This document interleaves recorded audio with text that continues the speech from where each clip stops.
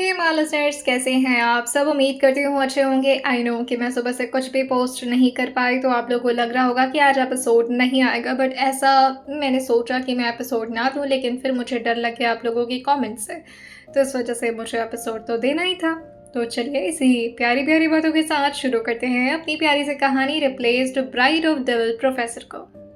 एक तरफ यहाँ डीन जो कि ये सोच रहा था, कहाँ से बना लिया मैंने आपको प्रोफेसर। लेकिन फिर उस बेचारे डीन को याद आता है कि मैंने अपनी मर्जी से थोड़ी ना इन्हें प्रोफेसर बनाया है। इन्होंने किस तरह से अपने आदमियों से मुझे घेर करके जो डराया था, उसके बाद से मुझे अब इनकी एप्लीकेशन पर साइन तो करना ही था और इन्हें प्रोफेसर तो बनाना ही था। वहीं अविराज अपनी बातों को खत्म करते हुए कहते हैं, जब तक मैं ऑर्डर ना दूं, हॉस्पिटल विजिट के लिए फर्स्ट ईयर स्टूडेंट को कोई भी अप्रोच नहीं करेगा। और ये बोल करके वो बिना कुछ और बोले वहां से बहुत ही शान के साथ बाहर की तरफ निकल गए थे। जाते जाते उन्हें एक टीचर नजर आती हैं, सुष्मिता मैम, लेकिन उन्होंने तो एक बार भी उस टीचर को देखा तक नहीं था। वहीं वो खुद ही आवाज लगाते हुए कहती है, सर, अविराज सर। अब वो एक्चुअली आप आज फर्स्ट ईयर के स्टूडेंट को लेकर जा रहे थे ना हॉस्पिटल में, वो मुझे सर ने कहा था कि आपको। तभी अविराज सर जो कि उनकी तरफ मुड़ते हुए कहते हैं, नो, मुझे नहीं लगता कि आपको आज ऐसे कोई भी अपॉर्चुनिटी मिलने वाली है। वो प्लान कैंसिल हो गया है, किसी और दिन देखते हैं। और ये बोल कर के वो फर्स्ट ईयर क्लास के अंदर एंटर हो चुके थे। जहाँ जाते उनकी सबसे पहली नज़र पड़ती है त्रिशा पर, जैसे कि उनकी आंखें सिर्फ उसी को ढूंढ रही हों। और इस वक्त वो बहुत ज़्यादा शांत बैठी थी, लेकिन जैसे ही वो अंदर की तरफ आए थे, क्लास के सारे बच्चे अब खड़ा होना शुरू कर दिए थे। और एक एक करके जैसे ही त्रिशा जो देखती है कि आखिर हो क्या रहा है, वो भी सामने की तरफ देख करके धीरे से खड़ी हो गई थी। तभी सारा कहती है, वाह, फाइनली आज हम लोग हॉस्पिटल में जाएंगे, पेशेंट से मिलेंगे। इन सारी बातों पर धीरे से बस अपनी थूक गटक लिया था त्रिशा ने, और साथ ही अपने माथे के पसीने को वह हल्का हल्का अपने हैंकरचीफ से पोंछ रही थी। तभी धीरे से एक आवाज़ उसके कानों के पास पहुंचती है, जो कि उसे वाकई बहुत सुकून दी थी। हॉस्पिटल विजिट का प्लान आज का कैंसिल हो रहा है, नेक्स्ट वीक देखते हैं, चलो बैठो सब। उन्होंने काफ़ी कामली ये बोला था, जैसे कि नहीं बल्कि किसी एक लड़की को ये बात बोल रहे हो। और जैसे ही सारे बच्चे बैठना शुरू किए थे, फाइनली उनको त्रिशा का चेहरा नजर आता है। और तभी वो धीरे से कहते हैं, तुम आगे आओ, फर्स्ट बेंच। ये सुनते ही त्रिशा कहती है, सर पर। तभी अविराज उससे कहते हैं, कहा ना मैंने, फर्स्ट बेंच पर आओ। और वो अब नीचे उतर चुकी थी। सारा भी उसके साथ ही आती है और वो दोनों अब फर्स्ट बेंच पर बैठ चुके थे। तभी सारा धीरे से उसके कान के पास आते हुए कहती है, ओह माय गॉड, यहाँ से व्यू काफ़ी अच्छा आएगा नहीं? त्रिशा इस बात पर सारा को घूरते हुए कहती है, कम ऑन यार, क्या बोलती हो तुम भी, मार खा जाओगी सर से, चुप एकदम। आज अविराज देख रहे थे कि त्रिशा का तो कोई खास मूड नहीं है पढ़ने का, तो उन्होंने भी अपनी सारी बुक्स को पोडियम के साइड में रख दिया था। और फिर माइक पर धीरे से उसे एडजस्ट करते हुए कहते हैं, क्यों ना आज कुछ एक्स्ट्रा करिकुलम एक्टिविटी की जाए। वेल, मैं आप लोग को अच्छे से जानता भी नहीं हूँ, तो मैं चाहूँगा कि आप में से हर कोई अपने बारे में मुझे कुछ बातें बताए। या यो स्टार्ट। और शायद त्रिशा को उन्हें पहले ही सुनने का मन था, इसी वजह से उन्होंने त्रिशा के सीट को एक्सचेंज करवा दिया था। 5 से 6 बच्चों के बाद अब त्रिशा का ही नंबर आता है। और फिर वो खड़े होते हुए कहती है, so my name is Trisha, miss Trisha Rawat. इस बात पर अविराज कहते हैं, पहली बात बोली वो भी झूठ। उन्होंने बहुत ही धीरे बोला था, लेकिन माइक पर बोला था, जिससे सबको ये आवाज़ सुनाई दे जाती है। तभी सारे बच्चे आपस में गॉसिप करने लगे थे और एक दूसरे का चेहरा देखने लगे थे। त्रिशा भी हैरानी से कहती है, नहीं सर, मैं झूठ नहीं बोल रही, मेरा नाम वाकई त्रिशा रावत ही है। अविराज उससे कहते हैं, यू से कंटिन्यू। और कुछ बताना चाहेंगे आप अपने बारे में? क्योंकि इतना तो मुझे भी पता है, इवन इससे ज़्यादा ही पता है। तभी त्रिशा धीरे से अपनी नज़रों को उठाकर अविराज की तरफ देख कर कहती है, सर, मैं डॉक्टर बनना चाहती। अविराज उसको रोकते हुए कहते हैं, मुझे ऐसी बोरिंग बातें नहीं सुननी है, समथिंग इंटरेस्टिंग जो कि तुम अपने बारे में बताना चाहती हो सबको। इस बात पर त्रिशा कहती है, सर मेरी लाइफ बहुत ही अमेजिंग है। मेरे घर पे मेरी दादी माँ है, वो हमेशा मुझे डॉक्टर ही डॉक्टर बुलाती है बचपन से ही। मुझे भी बहुत शौक था कि मैं उनके घुटनों का इलाज कर सकूं। अब वो बात अलग है कि मुझे अब औरतों में कोई इंटरेस्ट नहीं रह गया। और पापा मुझे बहुत ज़्यादा सपोर्ट करते हैं पढ़ाई को लेकर। मम्मा भी बहुत स्वीट है और मेरी दी बहुत प्यारी हैं। और मेरी लाइफ में, तभी अविराज कहते हैं, इसके अलावा और कोई नहीं है। तभी त्रिशा कहती है, है, एक प्रोफेसर हैं, बहुत ही ज़्यादा अकड़ू हैं, हमेशा डांटते रहते हैं और उनको पढ़ाई से न जाने क्या ऑब्सेशन है सर। हमेशा पढ़ाई के बारे में बात है। मुझे तो लगता है वो सोते भी नहीं होंगे, और कैसे ही सोएंगे, नींद ही नहीं आती होगी, हर वक्त पढ़ाई पढ़ाई पढ़ाई। उनकी तो आंखें बंद होती होंगी, उसमें भी कुछ नया टॉपिक शुरू हो जाता होगा। सारे बच्चे इस पर हंस रहे थे और तृषा का भी मूड अब धीरे धीरे अविराज लाइट करने के मूड में थे, और ऐसा ही हो रहा था। तभी अविराज के फ़ोन पर कुछ मैसेज आता है, जिसे देख कर के अविराज, जो कि अब तृषा की बातों को तो बीच में इंटरप्ट नहीं कर सकते थे, और उसकी पूरी बात फाइनली जब खत्म हो जाती तो अविराज अपनी जगह से थोड़ा सा आगे बढ़ते और तृषा की डेस्क पर आकर के अपने एक हाथ को रखते हुए कहते हैं, बहुत खास जानकारी दी है तुमने अपने प्रोफेसर के बारे में, मैं मिलना चाहूँगा उनसे। और ये बात उन्होंने तृषा के चेहरे के बहुत करीब आकर कही थी, जिसे सारे बच्चे नोटिस कर रहे थे। तभी सारा जो कि धीरे से उसके हाथ को पकड़ ली थी, क्योंकि तृषा जो कि हल्का हल्का डर रही थी और वो नहीं चाहती थी कि अब उसकी फ्रेंड को प्रोफेसर कुछ भी बोले। जिससे अभी वो खड़ी हो पाती उससे पहले अविराज उसको रोकते हुए कहते हैं, class maintain the silence, make sure कोई आवाज़ नहीं आनी चाहिए, वरना तुम लोग डीन को जानते हो। और ये बोल करके वो जाते जाते एक बार तृषा की तरफ देखे थे और फिर वहाँ से बाहर की तरफ निकल गए थे।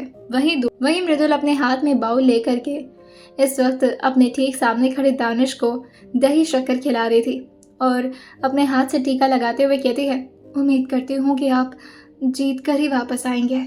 तभी दानिश कहता है, तुम तो मुझे ऐसे प्रिपेयर कर रहे हो जैसे कि मैं कोई जंग पर जा रहा हूँ। अरे तुम्हारे मॉम डैड को ही तो पटाना है, आ जाऊँगा मैं पटा कर उन्हें, तुम परेशान मत हो, देखना वो लोग कितनी इज्जत करेंगे मेरी। इस बात पर मृदुल जो अपने मुंह पर अपना हाथ रखते हुए कहती है, आपकी इज्जत और मेरे घर वाले, वैसे आपका ये सपना भगवान करे पूरा हो, ये सपना मुझे नहीं लगता कभी पूरा हो पाएगा। खैर मेरी मम्मी से ज़रा बचकर रहिएगा, हाँ, क्योंकि आपको देखते उनका पारा कितना हाई हो जाता है, ये बात तो आप भी अच्छे से जानते हैं। तभी इस बात पर दानिश जो हल्का मुस्कुराता है और फिर थोड़ा परेशान होते हुए कहता है, क्या मैं जान सकता हूँ कि तुम मुझे डरा रही हो या फिर मुझे हिम्मत दे रही हो?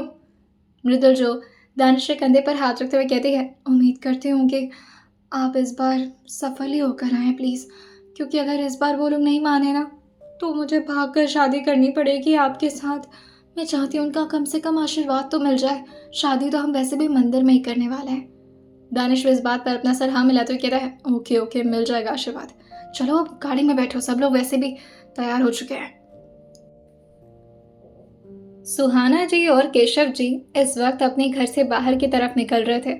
शायद वो लोग गाड़ी में बैठ कर के कहीं जाने वाले थे, लेकिन थोड़ा ही दूर अभी उनकी गाड़ी पहुंची थी कि 5 से 6 गाड़ियां आकर के उनको पूरी तरह से घेर चुकी थी, आगे से पीछे से। ये देख करके सुहाना जी थोड़ा घबराते हुए कहती हैं, ये लोग कौन है, कहाँ से आ गए? केशव जी उनको शांत रहने का इशारा करते और खुद बाहर की तरफ निकलते हुए पूछते हैं, क्या दिक्कत है भाई, जाइए अपने अपने रास्ते, बीच में क्यों खड़ा कर दिया सारी गाड़ियां? तभी उसमें से एक मोटा ताजा आदमी निकलता है और फिर अपने हाथ में राइफल लेते हुए इस वक्त वो केशव जी के सर पर पॉइंट कर दिया था और काफी हड़कते हुए कहता है, चुपचाप हमारे साथ चलो। तभी इस बात पर केशव जी अपना हाथ दोनों खड़ा करते हुए कहते हैं, अरे पर हमने क्या किया है, हमने तो किसी का कुछ नहीं बिगाड़ा। अब ऐसे ही करके लगभग 15 आदमी जो कि बाहर की तरफ अपने राइफल को लेकर निकल चुके थे, और वही सुहाना जी भी बाहर की तरफ आती है और अपने हाथ को जोड़ते हुए कहती है, देखिए मेरे पति कुछ भी ऐसा काम नहीं करते, आप लोग इनको क्यों ले जाना चाहते हैं, माफ़ कर दीजिए हमें। इसी तरह से वो गिड़गिड़ाए जा रही थी, लेकिन तभी वो एक मुस्तंडा आदमी आकर के सुहाना जी के हाथों पर अपने हाथ को रखते हुए काफ़ी गुस्से में कहता है, हटिए, हमें इनसे बात करनी है, बताइए बताइए आप हमारे साथ चलने को रेडी हैं या फिर नहीं? अब वो क्या करते हैं, अपने थूक को गटक लेते हैं और फिर एक बार सुहाना जी की तरफ देखते हैं। केशव जी के माथे पर पसीने की बूंदें थीं और साथ ही उनके हाथों को, और सिर्फ उनके ही नहीं बल्कि सुहाना जी के भी हाथों को पकड़कर अब वो दोनों मुस्तंडे काफ़ी खींचते हुए लेकर जा रहे थे एक गाड़ी में, जो कि पूरी तरह से काली नजर आ रही थी, लेकिन तब तक काफ़ी ज़ोर से उन मुस्तंडों को मार पड़ना शुरू हो जाती है। इस वक्त दानिश जो कि अकेले ही उन सारे मुस्तंडों को एक एक करके मारे जा रहा था, और साथ ही फेक गन के फेक राइफल से, और साथ ही फेक राइफल को लगातार अपने हाथों में लिए सबको शूट करते जा रहा था। ये देख करके सुहाना जी जो कि एकदम से अपने मुंह पर हाथ रख ली थी, और साथ ही केशव जी भी जाकर के साइड में खड़े हो गए थे और देख रहे थे कि आखिर यहाँ पर चल क्या रहा है। और फाइनली दानिश उन सारे 14 से 15 आदमियों को ऑलमोस्ट गिराता है और फिर जाकर के सुहाना जी के सामने आते हुए अपना हाथ जोड़ते हुए कहता है, नमस्ते आंटी, आप जो ठीक तो है ना? कुछ हुआ तो नहीं आप लोगों को? आप लोग मुझे फ़ोन कर देते कम से कम, वो तो अच्छा हो कि मैं रास्ते से गुजर रहा था। तभी इस बात पर सुहाना जी कहती हैं, हाँ बेटा, अच्छा किया तुम आ गए। एक काम करो, हमारे साथ गाड़ी में बैठो, हमें डर लग रहा है।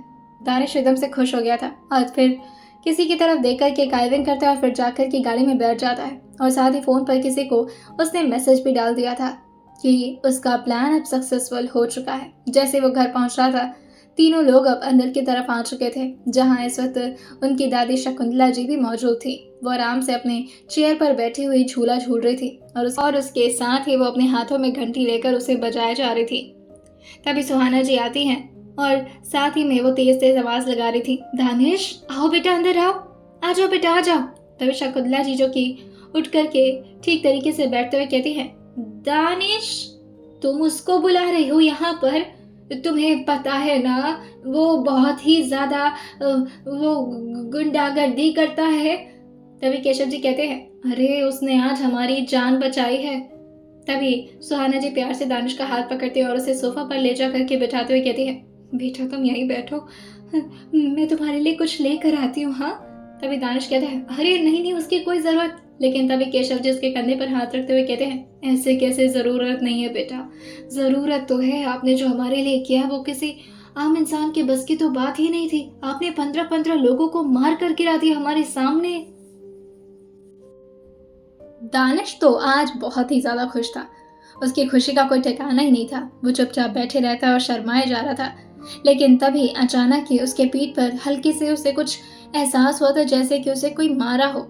वो एकदम से उठकर खड़ा होता और पीछे की तरफ जैसे ही मुड़ा था, इस वक्त सुहाना जी अपने हाथ में झाड़ू लेकर आई थी और उसके कभी हाथ पर तो कभी पैर पर तो कभी उसके पीठ पर लगातार बजा ही जा रही थी।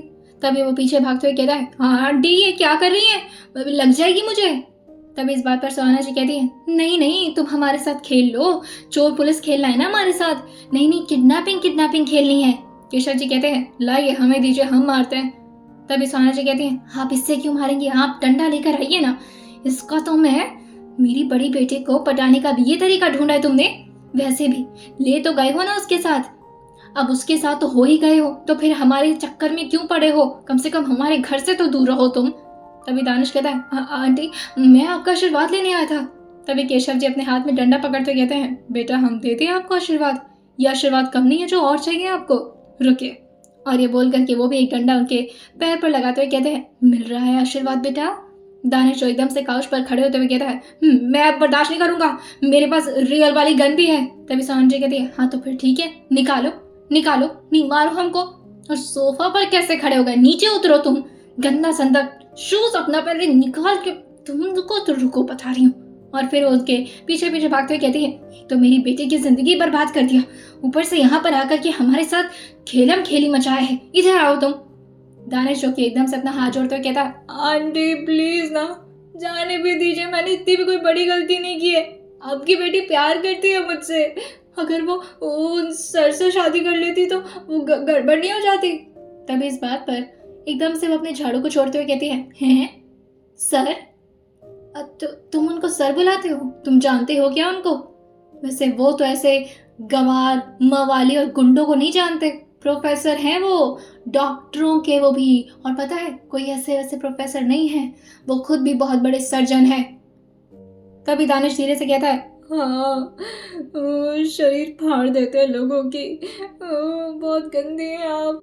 तभी दानिश धीरे से कहता है, उन्हीं के अंडर में तो काम करता हूँ, जिसको भगवान समझ रही है, असली राक्षस तो वही है, मैं तो सिर्फ उनका कठपुतली हूँ। लेकिन उसने बात बहुत ही धीरे बोली थी कि कोई उसकी बात सुन न ले। मृदुल भी गाड़ी से यहाँ पर पहुँच आई थी और ये आवाज़ सुनते ही वो अंदर की तरफ भाग कर आते हैं और देखते कि दानिश की तो यहाँ पर बुरी हालत है और वो टहमा हुआ एक जगह पर खड़ा था। ये देख करके वो तुरंत ही अपने मॉम डैड के सामने जाते हुए कहती है, आप लोगों को प्रॉब्लम क्या है इस आदमी से, कितना तो प्यार करता है मुझे, आप लोग क्यों नहीं समझ रहे हैं? देखिए मैं आप लोग के सामने हाथ जोड़ रही हूँ, उस वक्त भी आप लोगों ने मेरे साथ ज़बरदस्ती करने की कोशिश की थी, लेकिन अब नहीं, अब तो सब कुछ ठीक हो गया है ना। तभी सुहाना जी कहती है, ठीक हो गया है? तुम्हें पता है तुम्हारे चक्कर में त्रिशा की जिंदगी बर्बाद हो गई है और तुम कह रही हो कुछ ठीक हो गया है। कुछ भी ठीक नहीं हुआ है, तुम्हारी वजह से सब बर्बाद हो गया। और ये आसपास के लोगों को जब पता चलेगा ना कि तुम ये दानिश से प्यार करती हो, ऐसे लफंगे से, तो हमारी इस सोसाइटी में कोई इज्जत नहीं रह जाएगी। तो इसलिए अपना प्यार जाओ, जो करना है करो अपने प्यार, लेकिन हमारे घर पर आज के बाद तुम कदम नहीं रखोगी। निकलो अभी के अभी हमारे घर से। अब हमारा कोई रिश्ता नहीं है। शादी करो या मरो, बाहर में जाओ। और ये बोल करके वो भी मृदुल को धक्का दे ही पाती, लेकिन तब तक पीछे से एक आवाज आती है, जब बेटे की एक ख्वाहिश पूरी ना कर पाओ तो बेटियां पैदा ही क्यों करते हैं आप जैसे लोग। जैसे ही आवाज सुहाना जी और केशव जी के कानों में पड़ी थी, सबके सब हैरान थे, यहाँ तक कि मृदुल और दानिश भी। तभी दानिश जो खुद से कहता है, सर को कैसे पता चला ये सब हो रहा है यहाँ पर। तभी अविराज उसकी तरफ देखकर कहते हैं, तुम्हें क्या लगता है मैं सिर्फ अपने दुश्मनों पर नजर रखता हूँ? उससे ज्यादा मैं तुम पर नजर रखता हूँ, क्योंकि मुझे पता है कि तुम कितने बेवकूफ हो। और ये बोलकर वो मृदुल को एक साइड में करते हैं और ठीक जाकर के सुहाना जी और केशव जी के सामने खड़े होते हुए कहते हैं, hello mother in law and father in law, क्या कर रहे हैं आप इसके साथ? घर से बाहर भेज रहे हैं इसे? तभी सुहाना जी कहती हैं, बेटा आप नहीं जानते, हमने भी तो आपके साथ कितना गलत किया है, और जो भी हुआ इस आदमी की वजह से ही हुआ है। आपको पता है ये आदमी हमारी बेटी को पहले फंसाया, उसके बाद से आप जैसे आदमी को मेरी बेटी ने ठुकरा दिया, और उसके बाद आप जैसे आदमी को मेरी बेटी ने ठुकरा दिया। वो भाग गई और आपको त्रिशा के साथ शादी करनी पड़ी। मैं उसके लिए आपसे माफ़ी मांगती हूँ, लेकिन अब हम क्या कर सकते हैं? हम सोसाइटी में किस तरह से मुंह दिखाने के लायक रह जाएंगे जब पता चलेगा कि हमारी बड़ी बेटी ऐसे आदमी के साथ भाग गई थी, वो भी शादी के दिन। ये सुनते ही अविनाश जल्द से कहते हैं, अगर इतनी ही प्रॉब्लम थी तो खुद ही शादी करवा दिया होता। अब ये आपका आशीर्वाद लेने आई है तो इसे आशीर्वाद दे दीजिए, दैट वुड बी गुड। और आप लोग उसके पेरेंट्स हैं, वो आप लोग के बिना परमिशन के शादी नहीं करना चाहती, वरना वो चाहती तो अब तक उसकी शादी हो चुकी होती। तो you should be feel blessed. लेकिन ये बात कहाँ समझ में आने वाली थी सुहाना जी को। अपना आप हमारे घर के दामाद हैं, मगर हमसे ये फेवर तो मत मांगिए, हम आपके सामने हाथ जोड़ते हैं। तभी अविराज जो कि अपने गॉगल्स को निकालते हुए तिरछे स्माइल पास करते हुए कहते हैं, किसने कहा है आपको कि मैं आपसे फेवर मांग रहा हूँ?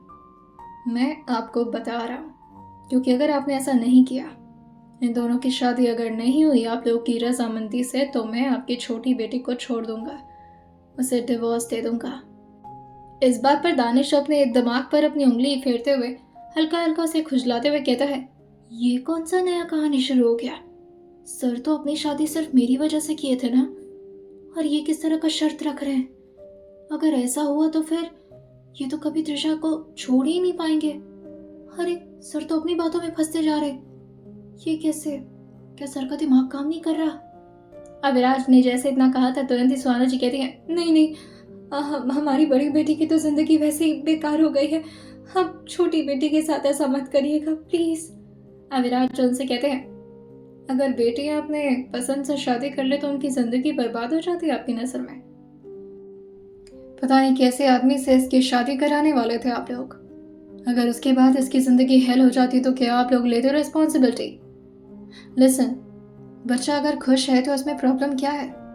एक बार ट्राई तो करिए उसे समझने की। हमेशा अपने ईगो को बीच में नहीं लाना चाहिए, और अगर ला रहे हैं तो फिर ठीक है, दोनों बच्चे को अपने पास ही रखिए आप लोग।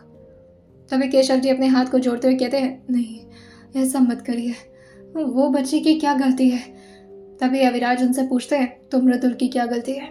मोहब्बत की ये गलती थी उसकी, प्यार हुआ उससे ये गलती थी उसकी। और अगर उसकी शादी एक ऐसे आदमी से हो जाती जो कि ऑलरेडी एक लड़की को जान से मार चुका है, तो जैसे ही सुहाना जी ने ये सुना था वो एकदम से हैरान होकर के पीछे जाकर के एकदम से काउच पर धड़ाम से बैठ चुकी थी और हैरानी से कहती हैं, नहीं ये क्या बोल रहे? लेकिन तभी विराज कहते हैं, जिस लड़की को आप इतना अच्छा समझ रही थी जस्ट बिकॉज आपके किसी रिलेटिव ने उसके बारे में बताया था, कभी इसके बारे में जानने की भी कोशिश की शादी से पहले? इसकी लाइफ हेल बना देता वो, इसलिए मुझे आना पड़ा इससे शादी करने के लिए। मैं आप लोगों से बस इतना कह रहा हूँ कि मुझे अब कोई और मेलोड्रामा नहीं चाहिए। आशीर्वाद दे रहे हैं आप लोग या फिर? तभी केशव जी कहते हैं, हाँ, हमें ये शादी मंजूर है। तुम लोगों को हमसे जो भी चाहिए तुम लोग। तभी मृदुल जो कि जाकर के अपने पापा के गले लगते हुए कहती है, आई एम सो सॉरी पापा, आई नो मैं बहुत गलत कर रही हूँ, पर मैं क्या करती, मैं ऐसे इंसान के साथ नहीं जी सकती थी जो जो मुझसे प्यार ना करे। अगर आप लोग कहते तो मैं कभी शादी भी ना करती, वो भी मंजूर था मुझे, पर आप लोग ज़बरदस्ती कर रहे थे इसलिए मुझे ये कदम उठाना पड़ा। अगर उस दिन मैं नहीं भागी होती तो मैं मर जाती। I am so sorry. सुहाना जी भी उसकी गलतियों को माफ़ तो कर दी थी, लेकिन शायद सिर्फ और सिर्फ अविराज को दिखाने के लिए। और अब उन दोनों का तो रिश्ता फिक्स हो चुका था। केशव जी और सुहाना जी ने ये किया था। शकुंतला जी जो खुश होते हुए कहती है, मुझे तो ये लड़का बहुत ही क्यूट लगता है और ये मेरा कितना काम भी करता है, मुझे तो ये पसंद है।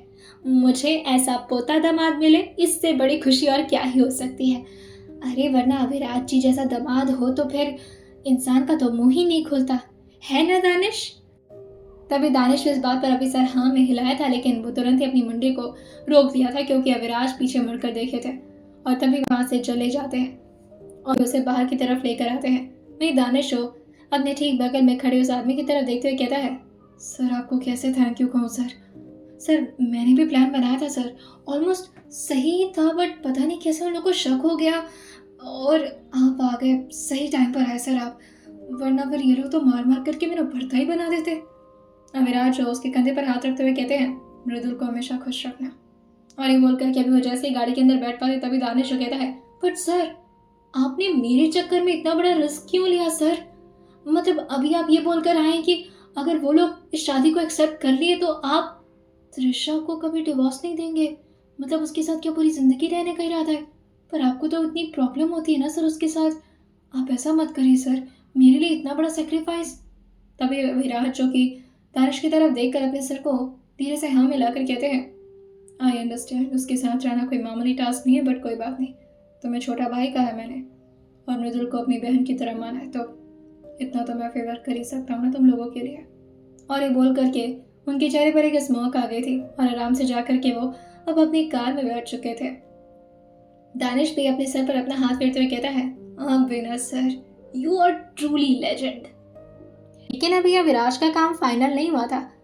वो गाड़ी में बैठे बैठे ही इस वक्त मृदुल को कॉल लगा दिए थे, जो कि अभी दानिश के साथ खुशी खुशी मंदिर की तरफ जा रही थी, क्योंकि उसने तो पहले से प्रिपेयर कर रखा था कि जैसे ही उसे मॉम डैड का आशीर्वाद मिलेगा वो तुरंत ही शादी कर लेगी। फ़ोन आता है और उसने रिसीव करके अपने कान पर लगा लिया था और धीरे से कहती है, thank you so much sir, आप अगर नहीं होते तो शायद ये पॉसिबल ही नहीं हो पाता कभी, मेरे मॉम डैड कभी कभी दानिश जी को एक्सेप्ट ही नहीं करते, थैंक यू सो मच, पर आपने जो मेरे लिए किया। तभी इस बात पर अविराज जो कि उससे कहते हैं, अब जो भी हुआ इट्स ओके, वैसे भी इतना तो मैं कर ही सकता हूँ, तुमने इतने प्यार से मुझे भाई बुलाया था, लेकिन अभी त्रिशा को समझाना थोड़ा मुश्किल होगा और उसमें मुझे तुम्हारी हेल्प लगेगी, तुम किसी भी तरीके से उसे कन्विंस करो। और वो उससे कुछ और भी बातें कर रहे थे त्रिशा के बारे में, जो कि दानिश नहीं सुन पा रहा था। फाइनली अब अविनाश की कार पहुंचती है उसी कॉलेज के बाहर, जहां त्रिशा भी बाहर की तरफ निकल ही रही थी, लेकिन जैसे ही वो इस गाड़ी को देखती अचानक उसके सामने आता हुआ वो खुश होते हुए आकर के आज पैसेंजर सीट पर बैठ गई थी और खुद से सीट बेल्ट लगाते हुए कहती है, थैंक यू सो मच, आज मैं बहुत खुश हूँ, काफ़ी अच्छा दिन था आज, और आपने जिस तरह से हॉस्पिटल विजिट के लिए मना कर दिया, ओ गॉड मेरी तो जान ही निकल रही थी। अविराज जानना तो चाह रहे थे कि आखिर इस लड़की को हॉस्पिटल विजिट करने में और लाश के बारे में जानने में इतना भी क्या प्रॉब्लम हो रही है, और अगर इतनी ही प्रॉब्लम है तो फिर क्यों बनना था उसे डॉक्टर। लेकिन अब ऑब्वियस सी बात थी, वो इस वजह से उसका मूड नहीं स्पॉइल करना चाह रहे थे ये सारी बातें पूछ करके, उसे बस खुश देखते हैं और बस यूं ही इस तरह से उनका सफ़र कट जाता है। फाइनली अब उनका मेंशन आ चुका था।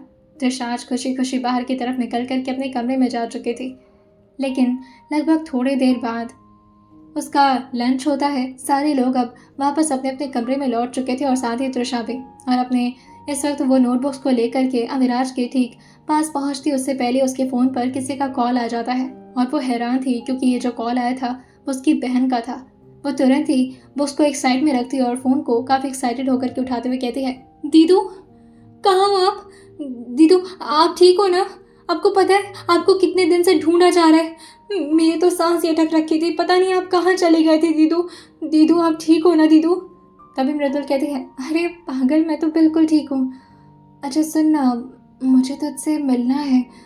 मेरा दिल कर रहा है और तुझसे कुछ बहुत ज़रूरी बात भी करनी थी। अगर तू आज शाम तक आ पाती तो। तभी इस बात पर त्रिशा कहती है, दी मैं अभी तुरंत आ रही हूँ, आप बताओ तो आना कहाँ पर है? मैं तुरंत निकल रही हूँ तैयार होकर। तभी मृदुल कहती है, हाँ मेरी बहन तो कितना प्यार करती है मुझे। थैंक यू, मुझे लगा तो अभी बिजी होगी। तभी इस बात पर त्रिशा कहती है, आप पागल हो क्या? आपके लिए कभी बिजी हो सकती हूँ मैं तुरंत आ रही हूँ, आप लोकेशन भेजो। और उसके फ़ोन पर अब लोकेशन का एड्रेस आ चुका था। वह इस वक्त अविराज, जो कि आराम से अपने स्टडी में बैठे हुए थे और अपने लैपटॉप में कुछ देख रहे थे, और जैसे उन्हें अंदाज़ा मिलता है कि त्रिशा बाहर जा रही है, उनके चेहरे पर एक प्यारी सी स्माइल आ गई थी और उनके लैपटॉप का टैब भी अब बदल चुका था। अब वो कुछ और देखना शुरू कर चुके थे। इस वक्त उनके सामने चल रहा था कैमरे का कुछ फुटेज, जैसे कि इस वक्त त्रिशा बाहर की तरफ निकल रही है, एक ड्राइवर से बात कर रही है और वो अब इस मेंशन से बाहर निकल चुके हैं और लैपटॉप की स्क्रीन को बंद करते हुए इस वक्त कुछ फाइल्स वगैरह चेक करने लगे थे। उनके चेहरे पर न जाने क्यों आज एक विनिंग स्माइल थी, जैसे कि आज दानिश का नहीं बल्कि उनका प्लान एग्जीक्यूट हुआ हो। जैसे उस लोकेशन पर त्रिशा मौजूद हुई थी, वो अगल बगल देखती है लेकिन उसे अपनी बहन कहीं नजर ही नहीं आ रही थी। तभी उसे एक काफी ज्यादा सुंदर खूबसूरत साड़ी में एकदम कोई नई नवेली दुल्हन जैसी लड़की दिखती है, लेकिन ऑब्वियसली अब वो तो मृदुल हो नहीं सकती थी, जिसकी वजह से त्रिशा उसे इग्नोर करते हुए आगे बढ़ गई थी। लेकिन तभी वो लड़की खुद ही आकर के उसके हाथों को पकड़ते हुए कहती है, त्रिशु मेरी बहना। और ये बोलकर वो अचानक ही त्रिशा के गले लग गई थी। तभी त्रिशा पीछे मुड़ करके देखती और फिर जैसे उसने देखा था कि ये तो उसकी मृदुल दी है, साथ ही मांग में संतूर, माथे पर बिंदी, इस तरह से चूड़ियां और ये जोड़ा जो कि ऑब्वियसली कोई नॉर्मल तो नहीं लग रहा था, ये सारे। दीदू, आपने शादी कर ली? ये सब क्या है? तभी मृदुल जो धीरे से कहती है, त्रिशा मैं वो तुझे इसीलिए बुलाई थी यहाँ पर, सिर्फ तू ही है जो इस वक्त मेरी मदद कर सकती है बहन। आई नो मैं तुझसे लाइफ की बहुत बड़ी फेवर मांग रही हूँ, शायद इसका एहसान मैं तुझसे कभी नहीं चुका पाऊंगी, पर मैं क्या करूँ, मैं मजबूर हूँ। ये सुनते ही त्रिशा जो उसके साथ अब बैठ चुकी थी और फिर धीरे से पूछती है कि क्या बोल रही, मुझे कुछ समझ नहीं आ रहा। आपको तो पता है ना कि आपकी शादी वो प्रोफेसर से होने वाली थी, अविराज मेहरा से। ये किससे शादी कर लिया आपने? तभी एक आदमी जो धीरे से कहता है, आपकी कोल्ड ड्रिंक और आपकी कोल्ड कॉफ़ी। जैसे त्रिशा को उस आदमी ने कोल्ड कॉफ़ी दी थी, वो एकदम से हैरानी से खड़े होते हुए कहती है, दानिश ये तो वही है ना, वो गुंडामा वाली। ये सुनते ही अब मृदुल जो कि उसे घूरते हुए कहती है, त्रिशा जीजू है तुम्हारे, प्यार से बात करो, इवन तमीज से भी। तभी त्रिशा कहती है, एक मिनट, पर्सनल बात चल रही बहनों की, आप जाइए यहाँ से। और फिर वो मृदुल का हाथ पकड़ते हुए कहती है, दिमाग खराब हो गया क्या तुम्हारा? क्या कर रही हो? अगर मम्मी पापा को पता चला ना, बहुत मारेंगे तुम्हें, मुझे भी मारेंगे साथ में, क्योंकि मुझे तो ये सब का थोड़ा सा अंदाजा था, लेकिन उसके बावजूद भी मुझे लगा था कि ये सब कुछ बस यूं ही चल रहा है। इतना सीरियस है तुम, मुझे क्यों नहीं बताया? मैं हेल्प करती ना भागने में, उल्लू। शादी के दिन कौन भागता है? उससे एक दिन पहले भागती, कम से कम मैं तो बच जाती ना। मुझे फांसी पर चढ़ा करके खुद ऐश कर रही हो तुम। तभी मृदुल कहती है, आई नो, पर उससे भी बड़ी प्रॉब्लम पता है क्या है? तभी त्रिशा कहती है, इससे भी बड़ी प्रॉब्लम है अभी? और वो क्या? मृदुल जो धीरे से कहती है, विराज सर को पता चल गया मेरे बारे में और वो कल मुझे लेने आ रहे। त्रिशा मैं तुझे सच बता रही हूँ, अगर इस आदमी के अलावा मुझे और किसी ने अपना बनाने की कोशिश की ना, तो मैं अपनी जान दे दूंगी। और मैं मजाक बिल्कुल नहीं कर रही त्रिशा, मैं मर जाऊंगी यार।